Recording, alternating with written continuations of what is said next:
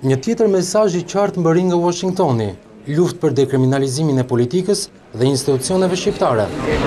Në 24 vjetorin e rivendosjes së marrëdhënieve diplomatike mes Shteteve të Bashkuara të Amerikës dhe Shqipërisë, ambasadori Donald Lu përsëriti apelin e pastrimit të politikës nga persona me të kaluar kriminale apo me rekorde në afera korruptive. Populli shqiptar sot vazhdon të ndeshet me trashëgimin e komunizmit. Ata duhet të luftojnë me forcat e krimit dhe të korrupsionit çdo ditë. Në shkollat e tyre, në bizneset e tyre, në gjykatat e tyre, e madje edhe në parlamentin e tyre. Shqiptarët janë një popull i fortë dhe ne jemi besim plot se Shqipëria është e gatshme të përballet me këtë sfidë pa pasur frikë.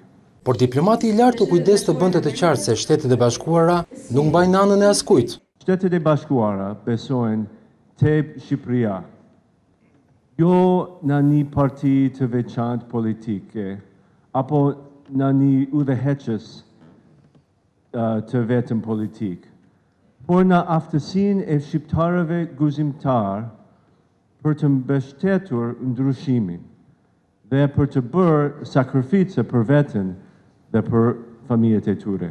Me simbolikën e bunkerit të komunizmit, edhe presidenti Nishani kërkoi një stad të ri të luftës kundër krimit dhe korrupsionit.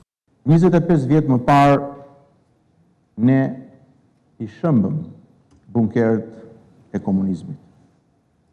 Ndërsa sfida jonë sot është të shëmbim bunkeret e krimit, korrupsionit dhe ndërtojmë shtetin ligjor dhe së drejtës. Duke ripërsëritur mbështetjen e plot të marrëveshjes politike të arritur në parlament, u kërkoi dhe nxis me forcë të gjithë klasën politike, të largojnë pa ekuivok individët e përfshirë në veprimtari kriminale dhe korruptive në gjirin e tyre, të vendosin një barrierë të pakapërcyeshme në çdo vend që këto element përpiqen të gjejnë në jetën publike, politike dhe administratën shtetërore.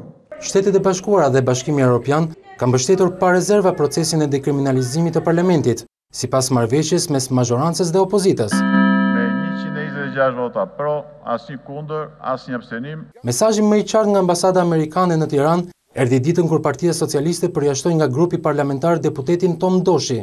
Në deklaratën pasuese, selia diplomatike kërkoi me forcë që largimi i personave të dyshuar me rekorde kriminale të përfshijë të gjitha partitë.